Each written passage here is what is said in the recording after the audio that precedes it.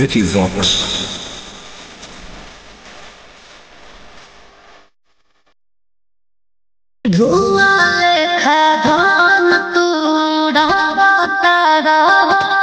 जी पैसा तुलिया अरे माफिया है रे अच्छा अरे धुआं लेखा धन तूड़ा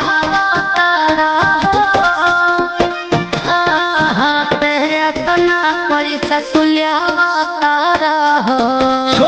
अरे राइफल बालू कोयला के ठिकेदारी चले यूपी बिहार झारखंड में रंगदारी चले हरे बापू दादा के शुरू से जमींदारी चले यूपी बिहार झारखंड में रंगदारी चले अरे ऑलराउंडर है ये जान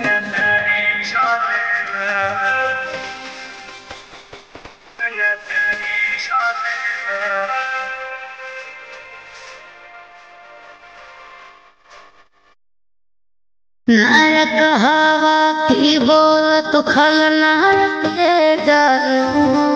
हम हमारे साथ बैठले विधायक जानो अरे दिल्ली तक पहुंचेगा जान नायक हवा की बोल तो खलनायक हम हमारे साथ बैठले एमपी विधायक जानो अच्छा अरे जहाँ चली ना काफिला 100 गो गाड़ी चले यूपी बिहार झारखंड में रंगदारी चले हरे राइफल बालू कोयला के ठिकेदारी चले यूपी बिहार झारखंड में रंगदारी चले अरे कोई से बताऊं मैं बोली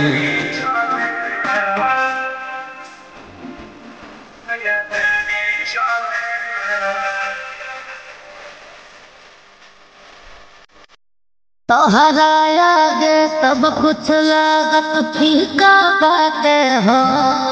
हरे मंदन नितेश बिहारी के चलत ठीका बाटे हो तोहरा आगे सब कुछ लागत फीका बाटे हो हरे रंजित बोस विकास के चलत ठीका बाटे हो हरे टुनटुन सूरज के साथ बॉडीगार्ड सारा यूपी बिहार झारखंड में रंगदारी चलेला हरे राइफल बालू कोयला के ठिकेदारी चलेला बापू दादा के शुरू से जमींदारी चलेला